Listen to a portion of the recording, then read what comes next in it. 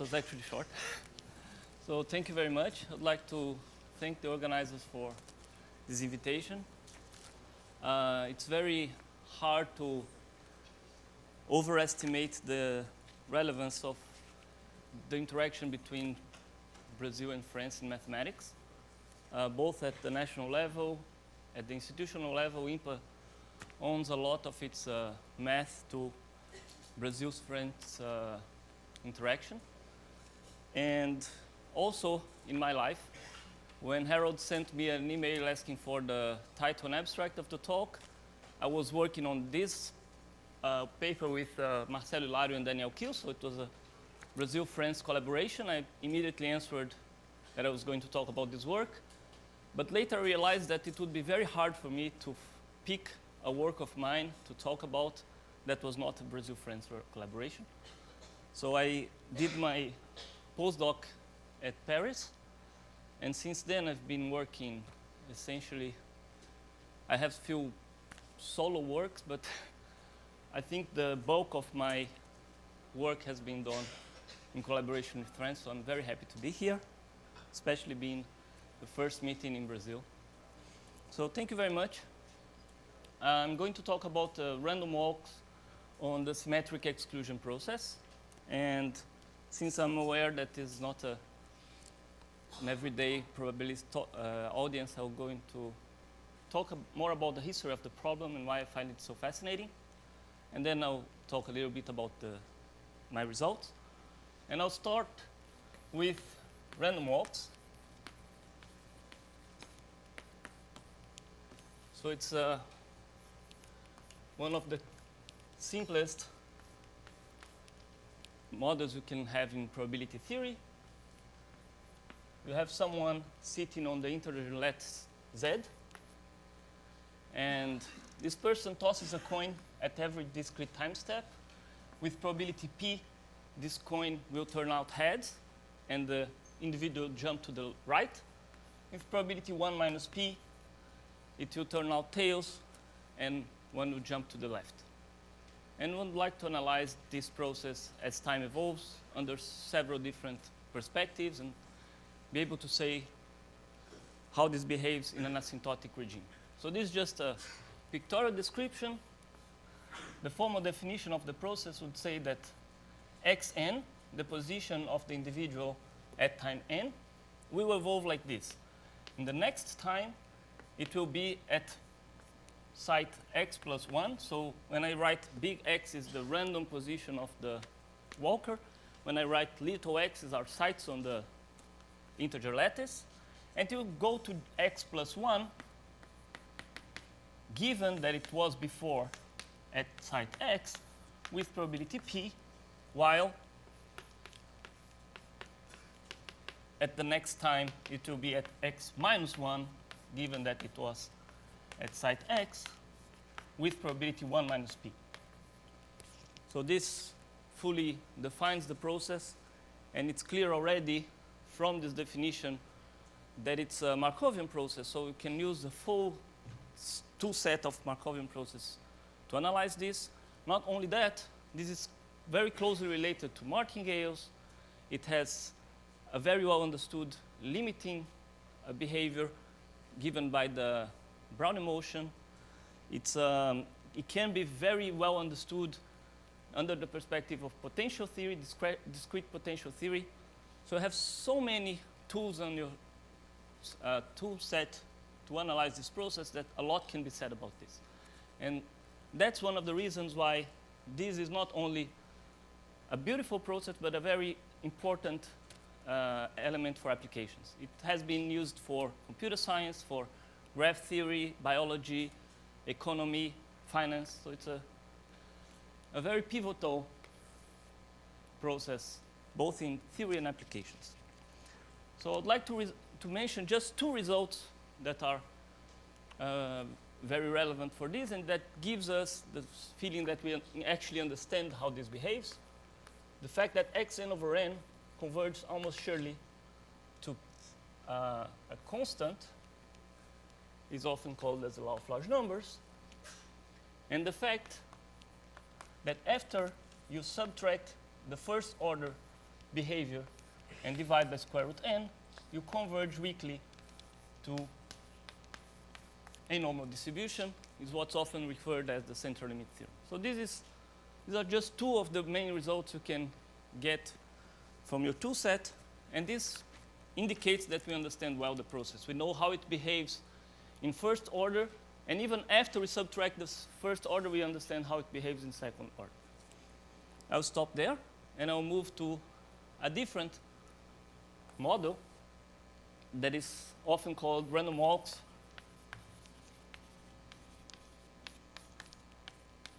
on random environments.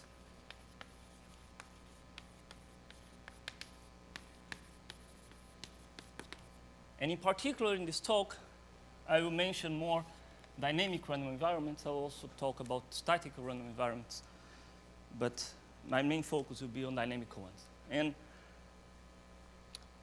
what are the motivations to go from this very simple and well understood process to one that's going to be more complicated to define? So this is very is very desired to be understood from the physicist perspective, because it's related to active matter, to process, to phenomena like aging, clustering. So there is a desire from the physicist's perspective to understand this in a much deeper way that we are able to do right now from the mathematics perspective. But even at the basic level, I'd like to mention one very important motivation, which is the Brownian motion as a scaling limit. So, as I mentioned, this process is well understood, and it's known that it converges to the Brownian motion at appropriate scales. But if we say Brownian motion for a mathematician, they'll have something in mind, which is a random path that is a bit tricky to define, but once you define it, you can understand it very well. If you ask a physicist, they'll say, no, Brownian motion is the motion of a particle on top of a fluid. It's not a mathematical element. And it was studied by Brown, that's why the name. So we, as mathematicians, we should try to give a meaning to why we use Brownian motion for this mathematical structure and not to the original. Why are they two linked? So Brownian motion is the movement of a big particle on top of a gas of lighter particles colliding with it, and it should arrive as the scaling limit of this. But inspired by Etienne's talk, I will mention that this is a sleeping problem, that although it has had lots of contributions recently, a big front by which is done by Thierry Bodinot, so another French name appearing there, it's still largely open. Why a big particle being influenced by a soup of small particles in the most simple mechanics you can come up with, which is simple gas, ideal gas of hard particles?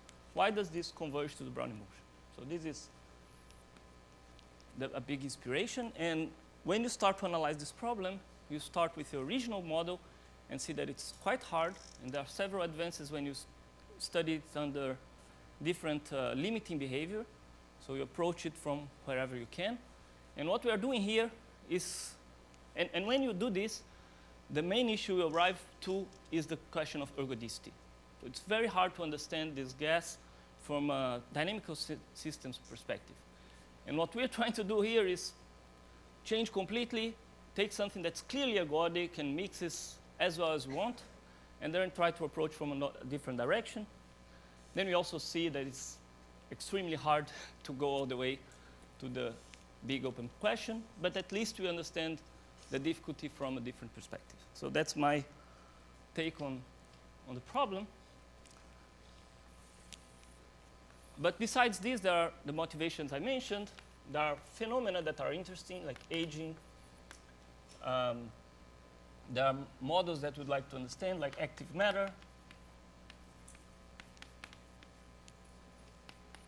There are anomalous behavior that arrive all the time. So although we are trying to show convergence to the Brownian motion, when we start to study this, which clearly should converge to the Brownian motion at first glance, we start to see that it's not always the case. So you have to understand what are the hypotheses that split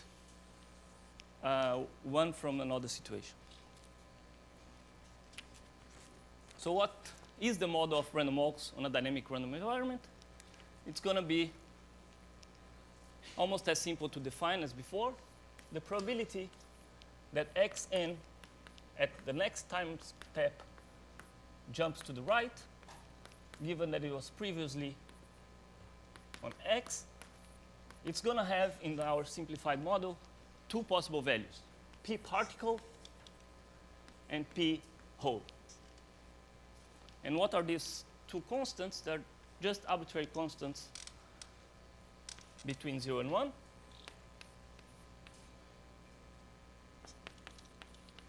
And how do you determine if you're going to use p particle or p whole? That depends on your environment. So we first fix eta n of x, so it's a two-variable field that always gives you either a particle or a whole. So you can draw it in the plane, like here, for example. This is time, and this is space. Every space-time point is assigned either a particle or a whole. This picture is slightly different because I'm going to use it later, but you can imagine that every integer pair in Z2 is assigned either a particle or a whole, and now you can use this as your underlying environment to define this. And the probability to go to the left is just 1 minus the above. So there's no other choice. We either go to the right or to the left. And I still didn't define how our random environment is going to be picked, and that's the main ingredient that's missing. And I'm going to do, instead of going straight to the symmetric exclusion, which is the main topic of the talk, I'm going to go through some history of what kind of environments have been considered and what are the general results, the results that attracted most of my attention during this time, and why. So I'm going to do a little historic overview. And this historic overview is going to be focused in mixing. As I mentioned, one of the main issues with arriving at the Brownian motion as a scaling limit is the mixing issue. It's the fact that you can't prove that it's mixing fast enough, from a dynamical systems perspective. As soon as we switch for something random, we can get mixing for free if we want. We can make all these variables independent, but we can also do it slowly. So we're going to decrease the mixing properties of our environment slowly and see what we can say. But I will start with, so I'm going to be increasing in the difficulty and increasing in decreasing in mixing, although I'll start with the worst possible mixing scenario, which is the static environment. So the static environment is where xn of x, eta n of x does not depend on n. And it's taken as an IID field over x. So for every site, you determine if it's a particle or a whole, and it stays like that forever. So this has been the first studied random walk in random environments historically. And I'll mention just two very important results on that, which were by Solomon and by Sinai. And this, although it's very complicated in higher dimensions, so d larger or equal than 2 is an extremely complicated case, studied a lot by Snitman, Bolthausen, Tena, Alejandro Ramirez. The case d equals 1 still survives quite well because potential theoretic approach survives. So we still have potential theory where we can grab, and using potential theory, you can understand that this indeed presents anomalous behavior. This can be subdiffusive, can be transient without being ballistic, which is something this simple random walk cannot be. So it's full of interesting results, and most of them rely on the fact that potential theory doesn't break in the static regime, in dimension 1. Okay, now back to what I promised. We're going to make it very mixing now and slowly decrease its mixing properties. So first, an IID environment. Imagine that for every point in Z2, every point in space-time, you're going to toss a coin to decide if it's going to be a particle or a hole.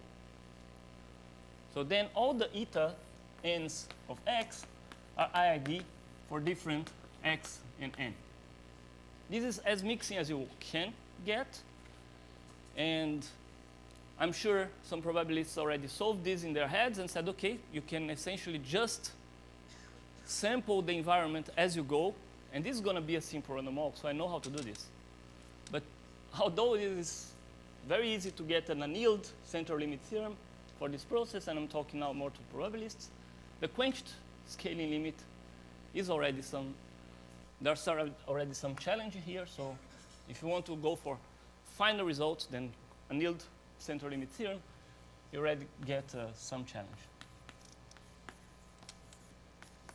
And this has been studied a lot by Boldriani and Pellegrinotti, and they actually even consider more complicated environments, but I'm not going to stay much in that. I'm going to jump into cone mixing. So this is a big breakthrough in the theory as you go from environments that are fully independent to environments that can have a lot of dependence. They just satisfy this property here. Now if you go to the plane, take this half space here and define some event in the negative n half space, and another event that only sees what's happening in this cone, and they are within distance n0 from each other, then the supremum over A of the probability of B given A minus the probability of B goes to 0 as n0 grows exponentially fast. So this is much weaker than supposing the environment is IID, but it's already tricky to understand this process in detail. And one important example here is a chain is when for every x, eta n of x is a Markov chain. So this is going to satisfy our requirements, and it's already a very interesting class of models. And this has been studied by Comets and Zaitouni. I think I saw Comets today, I'm not sure. Oh, there it is. So this is one of the works I find most inspiring in this field. But as we are continuing our march towards a less mixing environment, let's try to define what I would call fast mixing.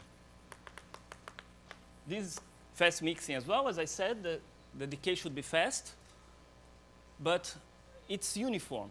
So we are taking the worst possible past you have seen and trying to predict the future, and it should give you a good estimation. In fast mixing, we don't consider this to be uniform.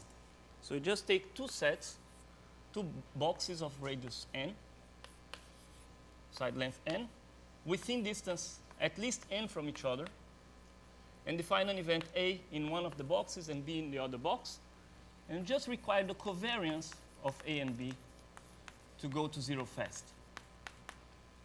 So we are relaxing the mixing property. Oh, sorry, I didn't say what was proved for this. This we know the full CLT for the cone mixing scenario. Now we start to arrive to a region where we don't know a general theorem about CLT. We do have a... You got me. It's quenched, okay. So as strong as you can want. And here we only have a general theorem about law of large numbers. So if you have such a hypothesis with a fast decay, then xn over n converges to something, almost surely. And this is another Brazil-France collaboration with Laurent Blondel, who's there, and Marcelo Hilario, who couldn't come.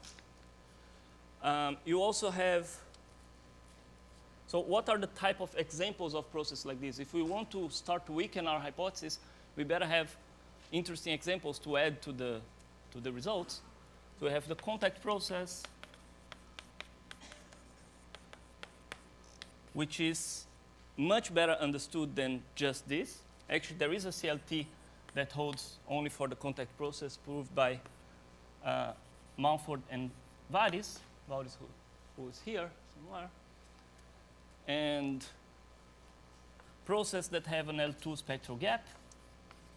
So if your environment is made by a Markov process in N, in the whole lattice, and it has a spectral gap in L2, it also satisfies this. And there is a CLT under some perturbative assumption proved by also Rian Blondel, Luca Vena, and Fagionato. And there are other processes, but what I would like to emphasize here is that our understanding starts to become less general. We don't have such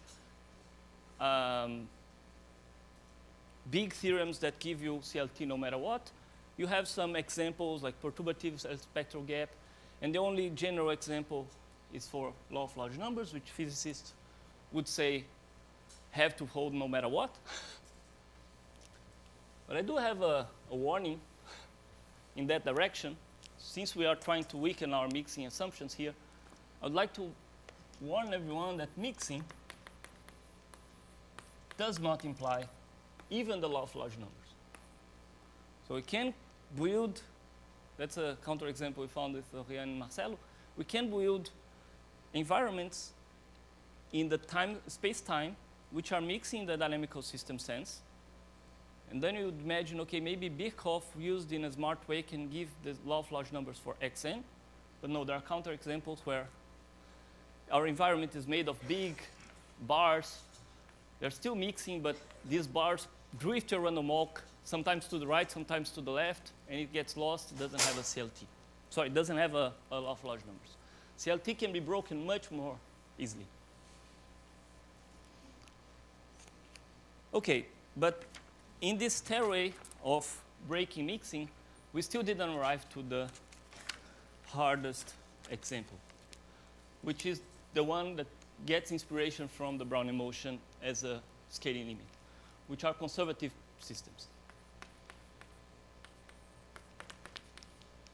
So what if the particles, that's why I've been calling them particles all the time, because all the theorems I mentioned were much more general than just particles and holes. You could have much bigger variety of things in your environment. But what if these guys are actually particles that conserve over time? So this is, I think, where help breaks loose a little bit, because this gives you the worst possible mixing you can have. So from the same perspectives as we had here, if you look at something that was happening here, you can, for example, count how many particles you see here. And they can't be very far apart after some time. They diffuse slowly. So you get a lot of information of what's happening here, and actually the covariance between such two events, if they are properly chosen, is going to decay only like 1 over root n. So this is terrible from this tool's perspective, where we're trying to use mixing to prove properties of a random walk. So this is the bad news. But before I I introduced the good news. Let me define properly at least one example of a conservative particle system where we can try to prove something. So eta n of x is going to be given by the simple symmetric exclusion process. If you want, as I mentioned, the random walk is the most basic stochastic process you can define. The simple symmetric exclusion process is perhaps the most basic conservative particle system you can define. So it's a good place to start. And here is a blackboard simulation of the process. You have eta 0 of x, so at time 0, these are just IID distributed as a particle with probability rho. So you can pick up your density at start, but this will not change over time because of conservation. And it's whole with probability 1 minus rho. So you can pick one parameter, rho, between 0 and 1. And this gives you the starting condition. It's going to be IID. And from then on, what you do is at every edge, you swap the particles and or holes, whatever it's in the left or right, at exponential times independently. So this is in continuous time, I see. But we are not going to get too much stressed about this. Just think that these particles and hole are exchanging. It's called the exclusion process because it was initially defined as a particle attempts to jump to either the left or right. And if there is another particle there, the jump is suppressed because there is exclusion. And this is what happens if the bell between two particles ring. The particles exchange, but that has essentially no effect. So this is equivalent to the exclusion rule. So you have this process evolving in time. It's clearly conservative. And we can get a ton of different examples of conservative particle systems. We've been studying random walks on other random walks. So the environment could be given by other random walks that don't see your walker. This is closer perhaps to what one would think in terms of Brownian motion. We can think of the zero-range process, which is way more complicated. And what are the results known for this special case of the simple symmetric exclusion process? By the way, this is another interesting example of Brazilian-French collaboration. We worked a lot on this before for random walks and random walks. So what can you get for the random walk on the simple symmetric exclusion process? And I'll mention some results, but I'd like to emphasize that they are all perturbative.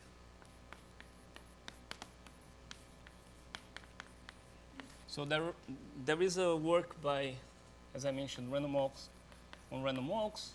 And this is a chain of works with Blondel, Hilario, Dos Santos, then Hollander, Sidoravicius, and Hilario. No, 2 Hilarios, and myself, sorry. I knew it was 6. So here, what we can do, imagine that it was the same for either exclusion or random walks.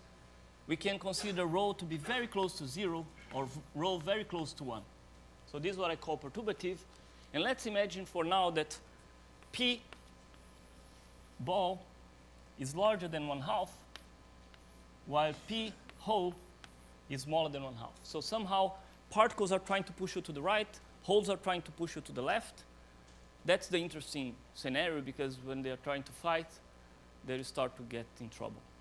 And this scenario, I would like to make a parenthesis here, is also what makes it interesting in the static case, because what you start to see are columns of particles and columns of holes that are reasonably thick and joined together. What's happening physically here, when all these particles are bunched together, they give you a tendency to go to the right, because the probability to jump to the right is bigger than 1/2. So I have somehow a drift here. Now when you have these holes bunched together, they have a tendency to send you to the left. And this is what we call trap. So trapping effects are extremely relevant in the static case. You see that once you see a trap, it's going to be there forever. And this is what gives you all the anomalous behaviors you observe in the static case. As soon as we add a lot of mixing like this, these traps dissolve, they disappear over time. But as you start to go conservative, there's this big question, like, are traps going to survive? If you see lots of particles here, deviation on the number of particles here, and a deviation on the number of holes here, they're swapping between themselves, but in the frontier, they swap very slowly.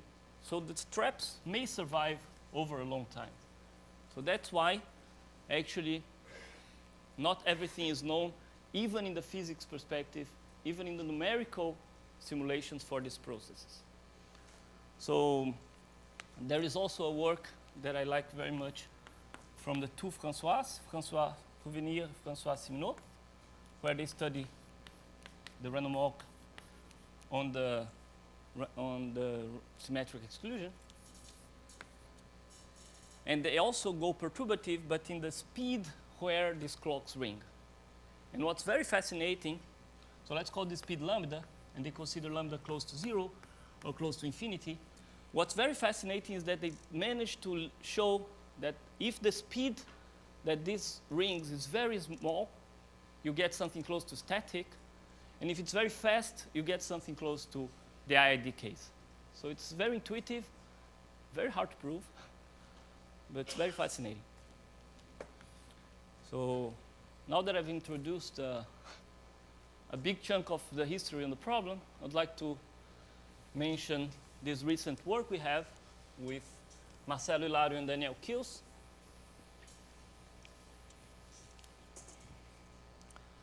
But before, just what is expected from the physics perspective. So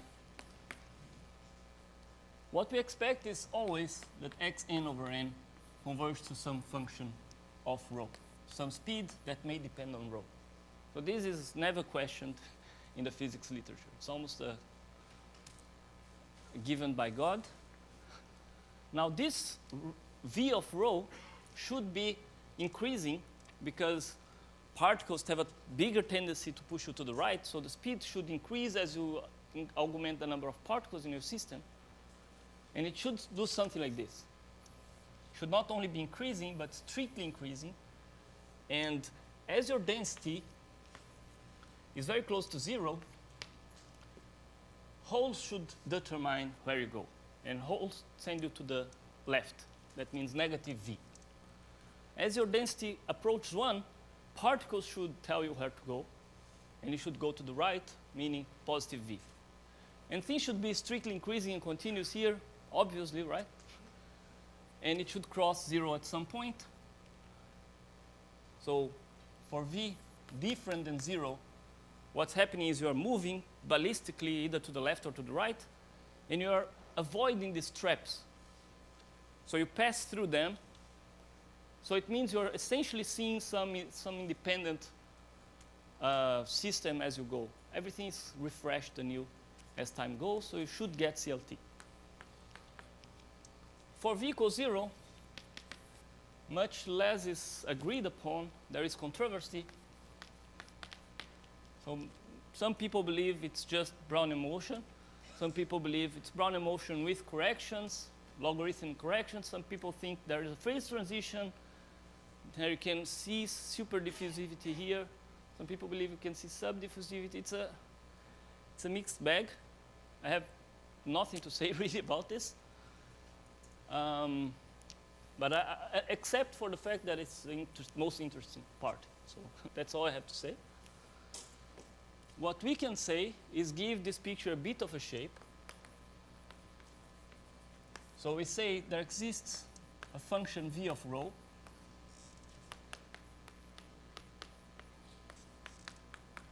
So this is joint work with Hilario and Kills. There exist also two special densities, rho minus positive smaller or equal than rho plus smaller than 1, such that.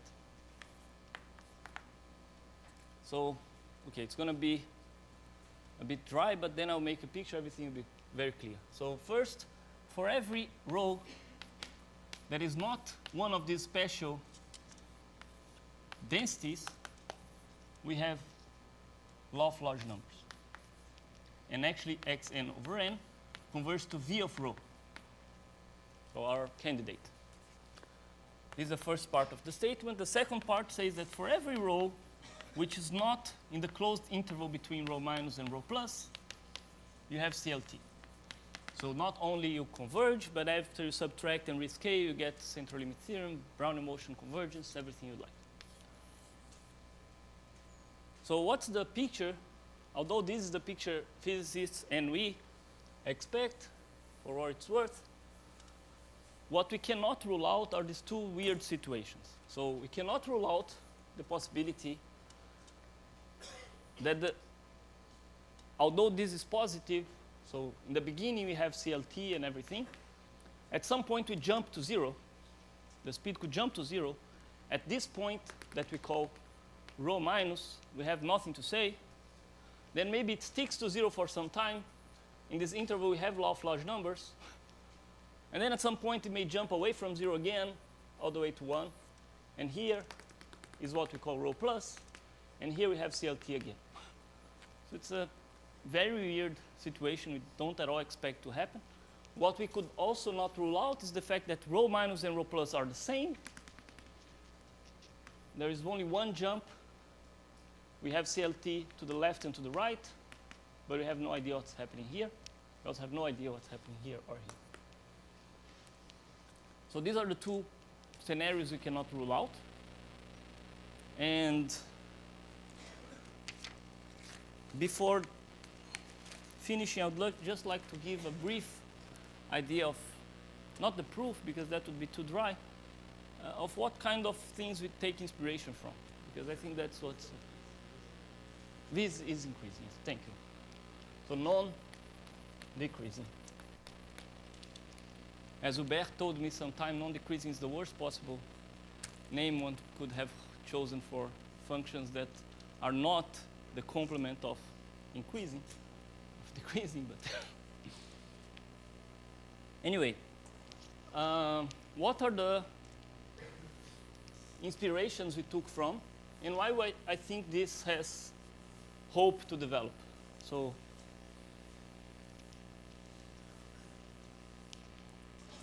there is this tool belt that we have used for studying random walks, simple random walks, and it has a lot of analysis that has been built upon this. It has a lot of stochastic calculus. So we are not experts on this, at least I'm not. So I tried to stay away from these techniques because I knew I would not have much to add. So our main inspiration comes from percolation. So renormalization from percolation theory.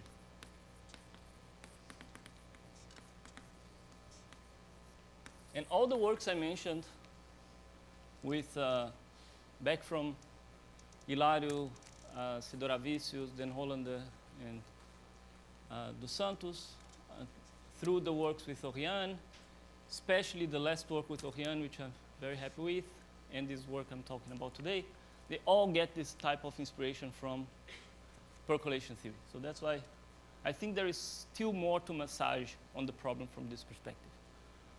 So what would percolatist who used to renormalization tell you have to get from start? So how much time does it have?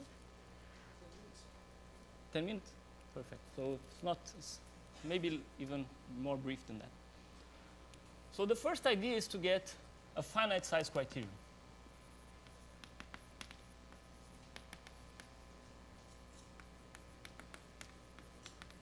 What do I mean by this?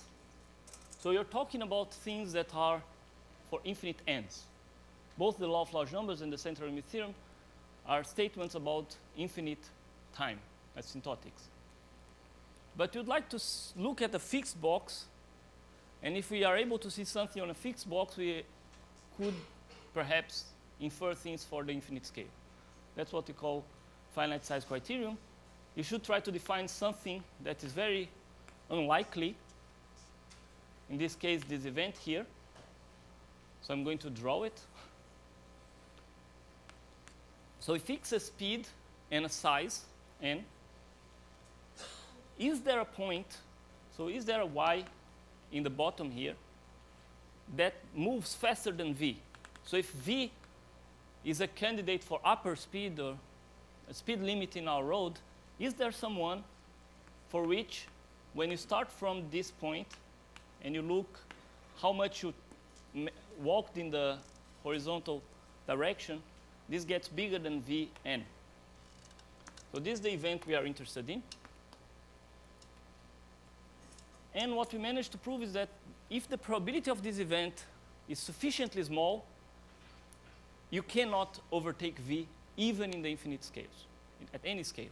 So if P of An of V is sufficiently close to 0, then the probability that the same thing for a slightly smaller V goes to 0 very fast with n. So we look at a finite scale and we are able to tell something about the asymptotics. Why is this so interesting? Because now we are able to define implicit transitions. What do I mean by that? We have the space of all the possible V's. We know that if V is extremely close to 1, this is unlikely, so we're not going to have this amazing speed close to 1. If V is extremely close to -1, it's impossible to be so slow as well. So take V plus to be, and this is, the why it's specifically this took us a long time to realize, but it's the infimum of V such that the lim inf in n of the probability of A and of V is 0. So it doesn't matter, but it's supposed to be the upper speed after which you don't expect to see anything happening. And V minus is the symmetric thing, the lower speed below which you don't expect anything interesting to happen. So this is a very known technique in percolation. You know that something is happening there, something is happening there. So take the sup and the inf where you can barely show that's what's happening. Now, in between, we have what we are starting to call more and more often the fictitious regime. So this regime should not exist. V plus and V minus should be equal. It would be very strange to live inside here. And this is true in percolation. It's also true here. Why should it be very strange? Imagine the situation. We have some speed V plus, some speed V minus. Here I'm drawing in the space-time. By definition, it's highly reasonable that you reach speed close to V plus. It's also reasonable that you reach a speed close to V minus, so your random walk has a reasonable chance to end up here or here. But it cannot go further than V plus or slower than V minus. And should actually go between V minus and V plus infinitely many times. So how can you draw this without trying to overspeed? You cannot, if at some point you got close to V minus, now you have to be here, but you cannot go faster than this. So it is a weird situation, but of course it happens for some models. As I mentioned, there are counterexamples if you want to assume mixing. But what happens is that, in fact, this cannot survive in a reasonably well mixing environment. So now I'm mentioning mixing again, and you know that our things don't mix well. So what do I mean by mixing? And this is where the whole picture gets weird around 0. Because although I mentioned that these two boxes are highly dependent from each other, as soon as you delocate them a little bit, if this distance starts to grow, they decouple very well. So that's why you get far away from the speed 0, something much more telling. And even if they are one above the other, you can still say much more than just it decays like 1 over square root of n. But that's for different talk. I would just like to finish with some interesting open questions from my perspective. Of course, the clear picture here should benefit a lot from knowing if V plus and rho plus and rho minus are the same, if there is continuity on the function, what happens at V equals 0, is there a central limit theorem, what about the controversy from physics where there is no clear picture. But I think still thinking from a percolation perspective, what I think would be very interesting to try would be just to say that xn minus vn over, not square root of n, which is, diffusive scaling, 1 minus epsilon, this should clearly go to 0. I think there's no question in the physics community that this should go to 0 for epsilon small enough. And what I think this is a possibly tackable question is because this resembles very much in the percolation picture from a scaling window type of estimate. So it would be, for this type of questions, there is some hope. And what can we say for dimensions larger than 2? We have a strong roadblock that doesn't allow us to talk about anything in dimensions larger than 2. That's not perturbative. Perturbative results we can get. So if anyone is interested in percolation, randomization, and would like to work on something that's much more unexplored, I'd be happy to talk about randomization in random walks in random environments. Thank you very much.